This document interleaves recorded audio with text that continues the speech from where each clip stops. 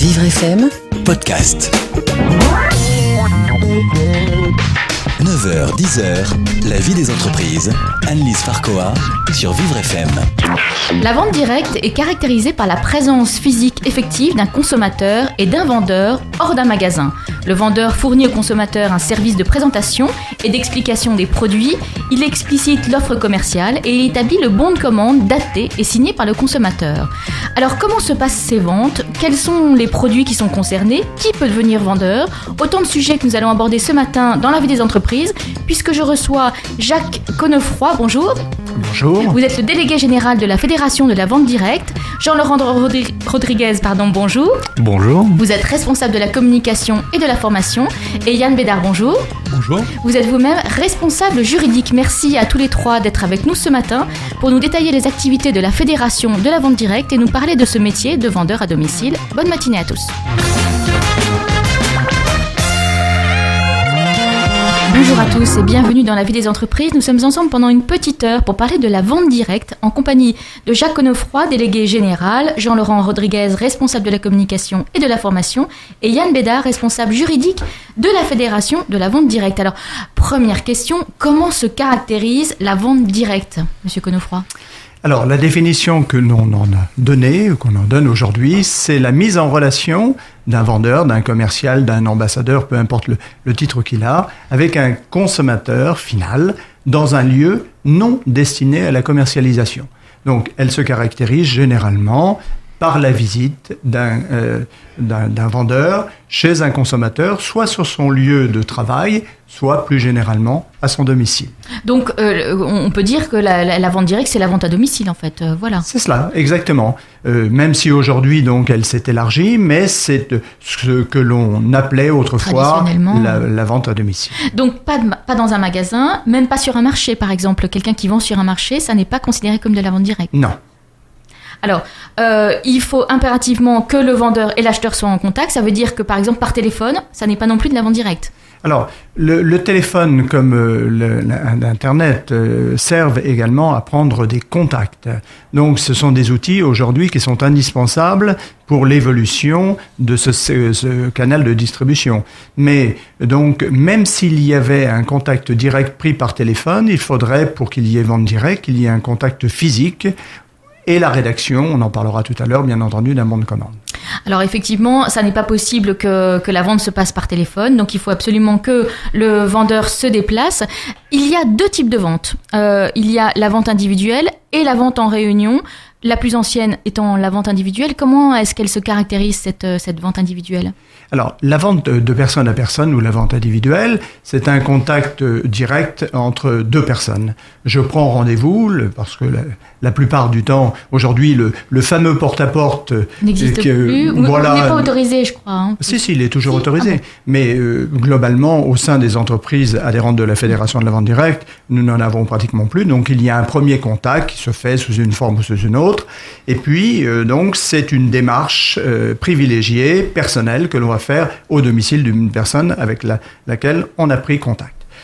Deuxième forme de vente qui est beaucoup plus développée, qui se développe depuis un certain nombre d'années, c'est ce que l'on appelle la vente par réunion ou la vente par atelier, parce que cette forme par réunion a bien évolué. Hier, la vente par réunion, c'était une démonstration d'un produit entre un vendeur et un ensemble de personnes. Voilà, c'est ce qu'on imagine, ce qui se passait dans les années 60, 70, avec toutes ces petites dames habillées pareil, qui assistaient à des démonstrations de cosmétiques ou des choses comme ça, et ça a complètement évolué, vous dites. Exactement, parce que les personnes qui assistaient à ces réunions hier étaient spectatrices, c'est-à-dire qu'elles écoutaient religieusement un vendeur expliquer, démontrer, présenter son produit. Aujourd'hui, nous avons évolué et cette forme donc de distribution, de commercialisation de produits se fait par atelier. Et l'atelier, à la différence d'une présentation traditionnelle, eh bien, c'est que les gens participent, deviennent acteurs de la présentation. Et un certain nombre d'entreprises qui faisaient de la vente pure par réunion hier sont devenues des sociétés qui font aujourd'hui des ateliers culinaires, par exemple. D'accord. Alors ça, vous parlez d'ateliers culinaires, on imagine très bien comment ça peut se faire, mais est-ce que tous les produits peuvent être démontrés comme ça En vente par réunion, pratiquement tous. Parce que aujourd'hui, nous avons de plus en plus de produits. C'est un canal de distribution qui a énormément évolué depuis les années 50, 60. C'est plus seulement les cosmétiques, le nettoyage et tout ça maintenant. C'est aussi cela. Oui. C'est aussi les boîtes en plastique. Cette fameuse société qui a donné son nom d'ailleurs donc à une forme de distribution.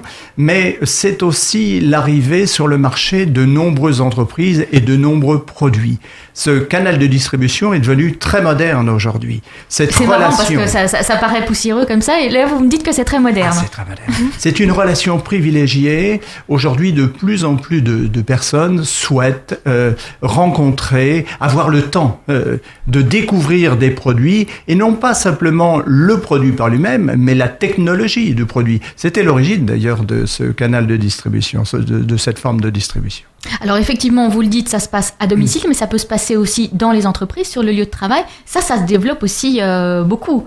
À l'heure du déjeuner, on peut, plutôt que d'aller à la cantine, assister à une démonstration d'un produit. Exactement. Et cette forme de distribution aussi par l'entreprise s'est développée, même si aujourd'hui, elle devient un peu plus compliquée, parce que les entreprises sont devenues de plus en plus sécuritaires, ce qui est un peu logique et normal.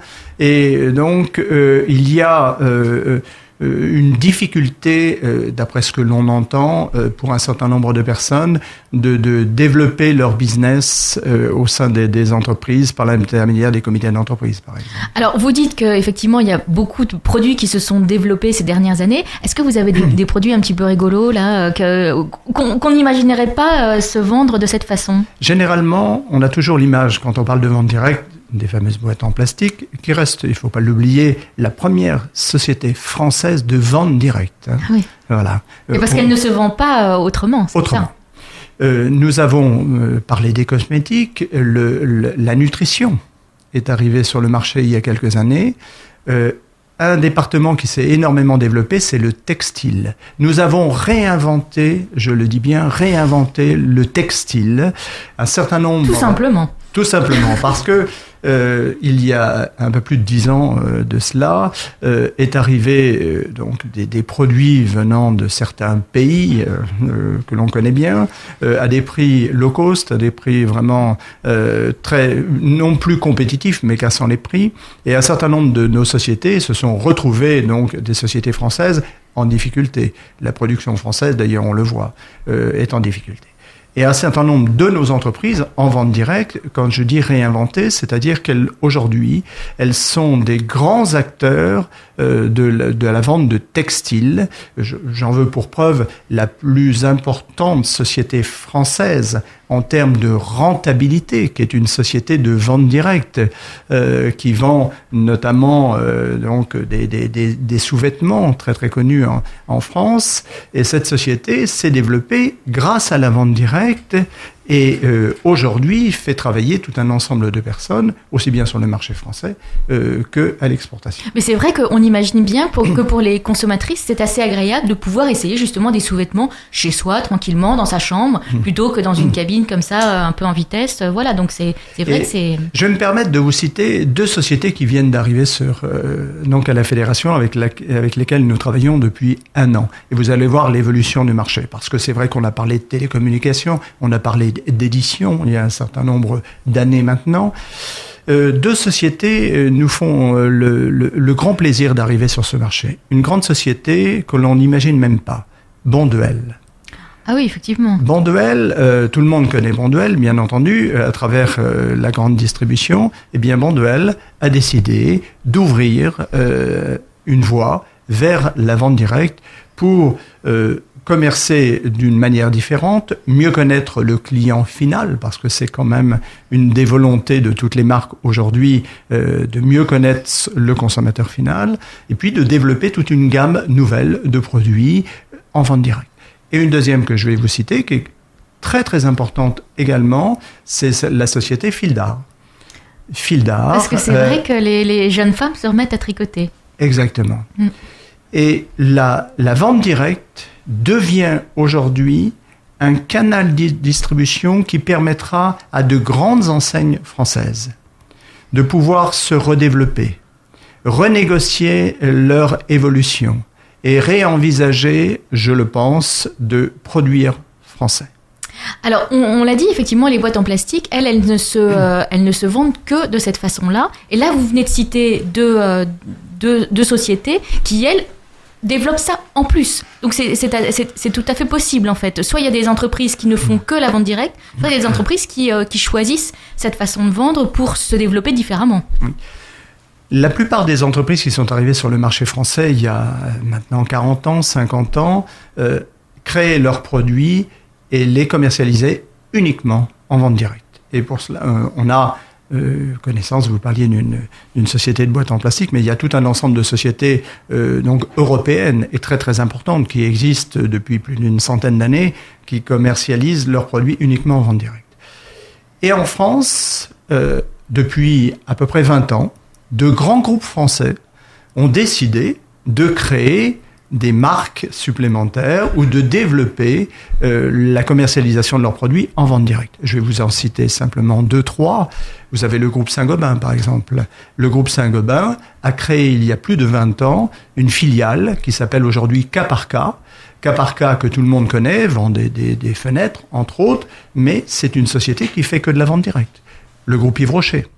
Le groupe Yves Rocher a décidé, il y a un certain nombre d'années, de diffuser et de racheter une société qui s'appelle Stanome, mais c'est le groupe Yves Rocher, Numéricable, Françoisir, Canal+, et bien d'autres sociétés qui, autrefois, venaient plutôt en créant des marques nouvelles. Aujourd'hui, des sociétés comme Bonduelle ou Fildar arrivent sur leur propre marque. On fait une petite pause. Dans la suite de l'émission, on va s'intéresser aux vendeurs qui font ce métier-là. La vie des entreprises. Anne-Lise Farcoa sur Vivre FM. Des entreprises, deuxième partie. Nous sommes toujours en compagnie de Jacques Connefroy, délégué général de la vente directe, Jean-Laurent Rodriguez, responsable de la communication et de la formation, et Yann Bédard, responsable juridique de la Fédération de la vente directe. Alors, on a parlé effectivement des produits qui pouvaient être vendus de cette façon. Vous avez essayé de dépoussiérer un petit peu cette image que j'avais, mais que tout le monde n'a pas forcément, un petit peu ringarde de la vente directe, en disant que effectivement maintenant il y a beaucoup de produits qui sont venus sur le marché récemment, que de grandes anciennes, de grandes entreprises utilisent cette façon de vendre pour changer un petit peu, pour vendre différemment. Alors, on peut tout vendre, donc, de cette façon. Vous me le confirmez, monsieur Connefroy ? Est-ce qu'il y a des produits qui ne peuvent pas être vendus en vente directe ? Oui, il y a des produits qui, légalement, ne peuvent pas être vendus. Légalement ? L'or, par exemple. D'accord. Le diamant, voilà. Donc, des produits tels que ceci. Sans cela, aujourd'hui, on est simplement au début de l'évolution de ce canal de distribution et nous verrons dans les années qui vont venir, je vous citais tout à l'heure de grandes marques qui viennent nous rejoindre, d'autres marques, puisque nous travaillons actuellement donc avec d'autres grandes enseignes qui vont arriver et je pense que dans les 10 prochaines années, nous verrons en vente directe commercialiser tous les produits qui existent pratiquement et qui sont bien sûr possibles de vendre en vente directe. Mais alors vous disiez que ce qui est intéressant maintenant, c'est de faire tester les consommateurs. J'allais dire consommatrices, mais en fait non, on met les hommes aussi dedans. Alors on imagine très bien que quand on va vendre des poêles, par exemple, on les fait tester et tout ça, mais tous les produits ne peuvent pas être testés. Vous parlez de Bonduelle. Est-ce que le vendeur fait goûter les produits ?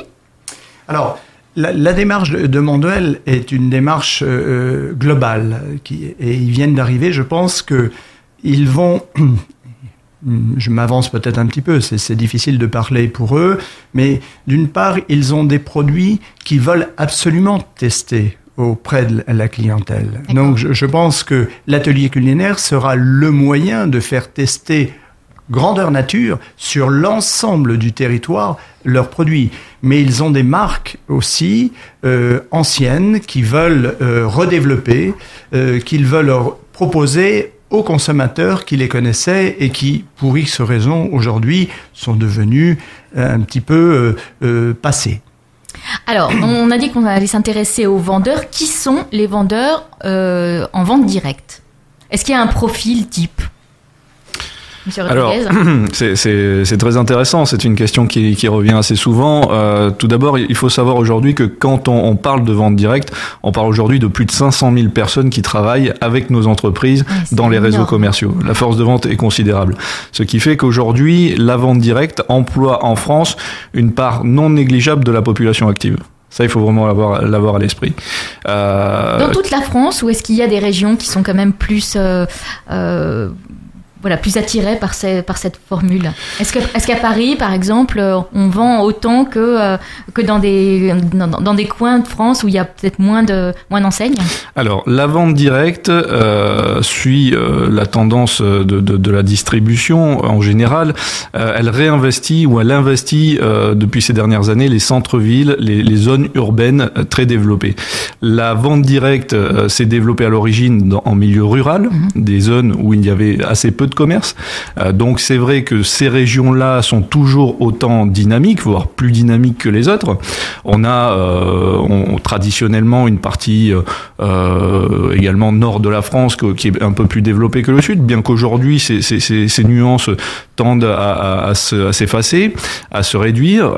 Donc aujourd'hui, on a un développement de la vente directe qui est de plus en plus uniforme et qui atteint de plus en plus les grands centres-villes et également Paris où cette forme dont on parlait tout à l'heure, l'atelier convivial, gagne aujourd'hui les beaux quartiers, devient tendance, devient fashion, comme on dit. Donc à cette forme de vente est associée toutes ces notions de convivialité, de complicité, de bon moment. On passe un bon moment quand on assiste à une vente directe par atelier. Alors, comment est-ce qu'on devient vendeur en direct? Est-ce que c'est un métier à part entière? Est-ce que c'est un complément de revenu? Est-ce que qui peut devenir vendeur? Alors, il faut avoir plusieurs réalités à l'esprit lorsqu'on parle de vente directe aujourd'hui. Premièrement, la vente directe s'adresse à tous les profils. C'est inscrit dans son ADN. La vente directe a toujours été ouverte à des personnes qui recherchent un complément de revenu, qui recherchent un deuxième revenu ou une activité à temps plein. La vente directe ne tient pas compte dans les métiers commerciaux du niveau d'expérience professionnelle dans ce domaine, du niveau de qualification, de l'âge. Nous avons autant de jeunes aujourd'hui que de seniors. Du sexe, il y a autant de femmes que d'hommes? Exactement. Alors ça dépend du type de produit naturellement, vous l'avez compris. Nous avons également des sociétés présentes partout en France qui emploient des personnes sans tenir compte de leur origine sociale, de leur adresse également. Et également, nous avons vraiment pris connaissance de ça et conscience de ça, de leur handicap. Aujourd'hui, nous recrutons tous les profils et pour une bonne et simple raison, je vais vous dire, c'est que la vente directe ne fait pas du diplôme ou d'autres conditions des barrières à l'entrée parce que la vente directe forme énormément. Nous sommes un secteur, une étude l'a très bien montré et démontré en 2011, mandatée par l'État, c'est une étude réalisée par le CREDOC, qui montrait que la vente directe forme 2 à 3 fois plus les personnels commerciaux que dans les autres secteurs de la distribution. Oui, mais alors vous parlez de personnes handicapées qui pourraient devenir vendeurs. Ce qu'il y a, c'est qu'effectivement, on se déplace beaucoup quand on est vendeur en vente directe, parce qu'on ne peut pas vendre chez soi, j'imagine, ou assez rarement. Donc, ce sont des métiers quand même assez fatigants. Est-ce que ça ne peut pas freiner les personnes en situation de handicap ? Alors, c'est naturellement une bonne question. Il faut savoir qu'aujourd'hui, la vente directe se pratique sous différents statuts, dont des statuts, on va dire, d'indépendants qui permettent à des personnes de tout profil de développer leur activité à leur rythme, à temps choisi, selon leur énergie, selon leurs objectifs également, naturellement, ce qui permet aujourd'hui à des personnes atteintes, effectivement, d'une d'une mobilité réduite, d'un handicap moteur, de gérer au mieux leur activité dans notre secteur. Et cela, nous en avons pris connaissance à travers une étude que nous avons fait réaliser l'an dernier, en 2014, par un cabinet spécialisé, TH Conseil. On connaît bien ici. Qui a démontré qu'effectivement, nos emplois sont parfaitement adaptés à ce type de problématique. Donc effectivement, ça ouvre pas mal de possibilités à des personnes en situation de handicap. Alors, concernant les statuts des vendeurs, Monsieur Bédard, est-ce que vous pouvez nous les détailler ?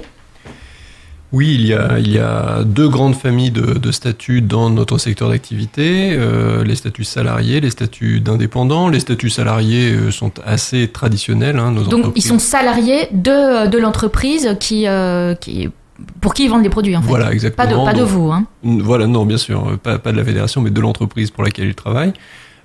Donc ça, c'est quelque chose d'assez traditionnel, classique. C'est peut-être pas la peine d'insister. En revanche, je voudrais et pardon, est-ce que c'est possible d'être salarié de deux entreprises, par exemple moi j'ai envie de vendre des poêles et des aspirateurs, est-ce que je peux être salarié de deux entreprises, ou est-ce qu'on est obligatoirement salarié d'une seule entreprise ? Alors ça c'est assez compliqué d'être salarié pour deux entreprises. D'accord. En principe, parce que les contrats de travail, mais là effectivement c'est le lot de tous les salariés. En principe, les contrats de travail prévoient l'interdiction de travailler de manière salariée pour un autre employeur. En plus, vous avez les problématiques qui sont liées à la durée du temps de travail. Bon, après, effectivement, pour les gens qui sont salariés à temps partiel, il existe à ce moment-là des possibilités. On peut, dans ce cas de figure, effectivement, travailler pour plusieurs entreprises, y compris pour plusieurs entreprises de vente directe, à la condition toutefois que les produits ne soient pas concurrents et sous réserve de lire son contrat de travail. Quand même. D'accord. Voilà. Mais, et l'autre statut, donc ? Voilà, je pense qu'il est intéressant de zoomer sur l'exercice de la vente directe sous un statut d'indépendant. D'abord parce que ça représente un très grand nombre de vendeurs dans notre secteur d'activité, et puis aussi parce que on retrouve dans le statut d'indépendant la liberté qui est recherchée par beaucoup de vendeurs et aussi par beaucoup de personnes en situation de handicap. C'est ce que nous indique d'ailleurs l'étude dont vous parlez, Jean-Laurent Rodriguez. Les statuts d'indépendants, on a des statuts qui sont très classiques dans notre secteur d'activité. Dans notre secteur d'activité, comme l'agent commercial par exemple, ou la création de sociétés commerciales habituelles. Mais nous avons un statut spécifique à la vente à domicile, qui est le statut du vendeur à domicile indépendant, qui a été créé en 1993 par la Fédération de la vente directe avec le soutien des pouvoirs publics. C'est un statut qui est très officiel puisqu'il est inscrit aux articles L135.1 à 3 du Code de commerce. Et ce statut a été pensé pour permettre à une personne qui découvre le métier de la vente, qui découvre le métier d'indépendant, de se lancer. C'est un statut qui est très souple, qui n'oblige pas à payer des charges fixes qui font souvent peur quand on pense à un métier d'indépendant. Donc ce sont des charges variables qui sont dues par le vendeur. Ces charges sont d'ailleurs réglées par l'entreprise et en gros, si le vendeur ne vend pas, il ne paiera pas de charge. On fait une courte pause et on va continuer à détailler tout ça dans la suite de l'émission. Merci. La vie des entreprises, Anne-Lise Farcoa sur Vivre FM. Vie des entreprises, troisième partie. Nous sommes toujours avec Jacques Onofroy, délégué général, Jean-Laurent Rodriguez, responsable de la communication et de la formation, et Yann Bédard, responsable juridique de la Fédération de la vente directe. Alors, avant la pause, Monsieur Bédard, vous nous expliquiez quels étaient les deux statuts des vendeurs en vente directe. Est-ce que on peut espérer avoir un vrai salaire, avoir un vrai métier, ou est-ce que la plupart du temps c'est un complément de salaire pour quelqu'un qui travaillerait à mi-temps par exemple? Alors les expériences de terrain, donc effectivement deux grandes catégories de vendeurs, la catégorie des salariés, la catégorie des indépendants. On peut parler un petit peu plus précisément des indépendants. C'est la grande majorité? C'est la majorité de nos vendeurs pour des raisons de liberté et de motivation. Oui, tout à fait. Pour insister sur le vendeur à domicile indépendant, Nous avons avec ce statut-là qui est très facile à mettre en œuvre pour le vendeur et pour l'entreprise, nous avons un très grand nombre de vendeurs avec ce statut qui poursuit plusieurs objectifs. Le premier, c'est effectivement le complément de revenu, puisque, comme je vous le disais, ce statut n'impose pas le paiement de charges fixes. Donc, si on veut travailler, on travaille. Si on ne veut pas travailler, on ne travaille pas. Il n'y aura pas derrière d'appel de cotisation ou de sanctions en termes de charges sociales. C'est quelque chose dont on parle beaucoup à l'heure actuelle. Pour le vendeur à domicile indépendant, ce n'est pas le cas. C'est très souple de ce point de vue. Et par ailleurs, d'un point de vue commercial, c'est aussi important de le souligner, l'entreprise qui signe des contrats avec des vendeurs à domicile indépendant donne à ses vendeurs une très grande liberté. Elle accompagne ses vendeurs, elle leur communique une formation, une méthode de vente, des outils de vente, des techniques pour parler des produits, pour les connaître, pour faire son activité. Mais surtout, elle ne lui impose pas d'objectifs. Et ce n'est pas l'entreprise qui fait qui établit les contrats de vente, enfin les bons de commande, etc. Ça, c'est le vendeur qui établit le bon de commande, qui touche l'argent. Alors, il y a plusieurs modes d'exercice de l'activité commerciale. C'est un petit peu compliqué d'entrer dans le détail, mais effectivement, l'activité du vendeur, c'est de faire signer des bons de commande, essentiellement, effectivement. Que ce soit au nom ou pour le compte de l'entreprise ou en direct, selon les modalités d'exercice que lui-même a choisi en s'attachant à une entreprise particulière. Mais ce sur quoi je voudrais vraiment insister, c'est sur la liberté d'exercice. Oui. Voilà, on côtoie beaucoup de vendeurs, y compris à la fédération. On a beaucoup de témoignages aussi de chefs d'entreprise qui nous font remonter les propos de leur force de vente. L'aspect fondamental de l'indépendant, c'est la liberté d'exercice. Si l'indépendant ne veut travailler que le matin. Il ne veut travailler que le matin, il ne veut travailler que le week-end, il ne veut travailler que le soir, il veut travailler un jour sur 2 ou un jour sur 3 parce que il a une autre activité ou qu'il est fatigué, exactement. Il a une autre activité, il est fatigué, il a des enfants, il souhaite les mettre en priorité dans son emploi du temps, il souhaite prendre les vacances scolaires, etc. Il peut tout à fait le faire. La société n'a absolument pas son mot à dire, et c'est simplement lui en fait qui va placer en tant qu'indépendant le curseur pour savoir quel est le niveau de rémunération qu'il souhaite atteindre en fonction de son investissement en temps. Voilà, tout simplement. De ce point de vue, les statuts d'indépendants dans nos secteurs d'activité sont de véritables leviers de rémunération. Autant que le vendeur le souhaite. C'est le point fondamental de cet encadrement à la fois juridique, commercial et des opportunités du secteur. Alors quel est le rôle de la Fédération de la vente directe auprès des vendeurs et auprès des sociétés ? La Fédération de la vente directe regroupe à peu près aujourd'hui 140 enseignes, 140 entreprises. Et globalement, entre les commerciaux et les sédentaires, plus de 600 000 personnes.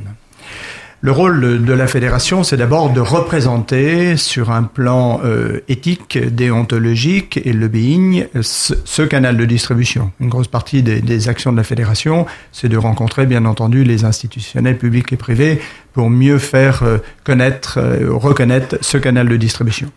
Deuxième action, c'est de créer des outils, de passer des accords avec l'éducation nationale, avec le ministère de l'Emploi, créer aussi nous avons créé il y a quelques années une formation ouverte et à distance. On en parlait tout à l'heure, la formation est un élément essentiel de la dynamique de la réussite des commerciaux. Donc c'est la fédération qui forme les futurs vendeurs ou... Non, la fédération donc en commun, mutualise les informations, les expériences, les expertises, donc avec tout un ensemble d'organisations pour mettre au point des outils nécessaires à la réussite des vendeurs pour les entreprises. Et c'est les entreprises, bien entendu, qui forment les vendeurs.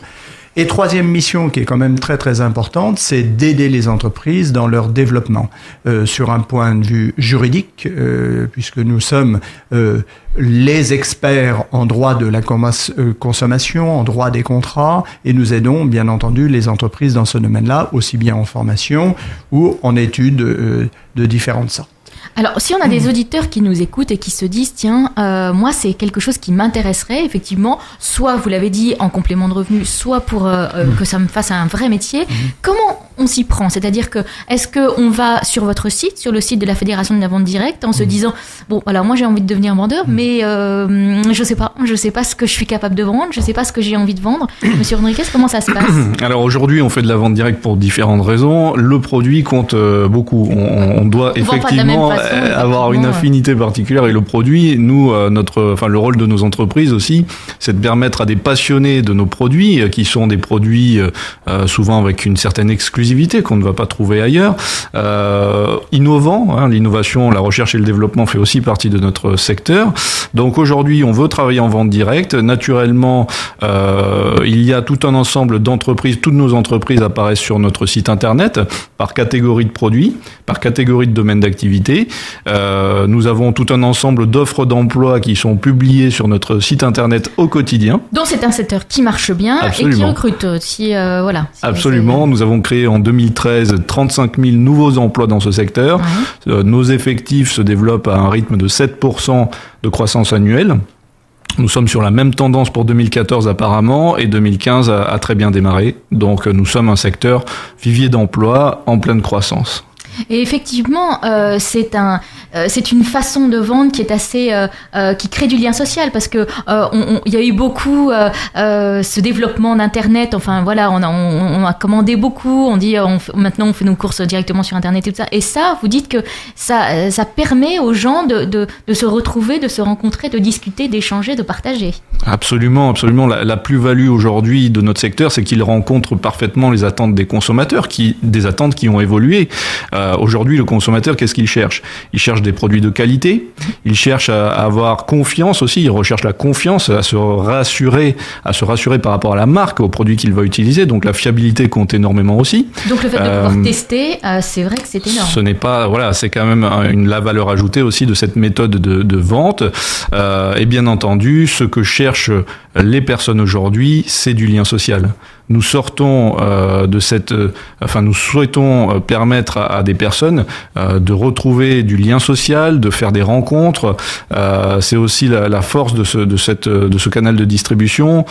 Une société marquée par un fort individualisme ces 20-30 dernières années, et on voit aujourd'hui des consommateurs qui ne parlent peut-être pas à leurs voisins de palier, qu'ils ne connaissent pas, mais qui sont ravis de se rendre dans des ventes par réunion pour échanger et parler des produits et de leurs attentes et de leurs besoins. Comment on se fait connaître quand on est vendeur en vente directe?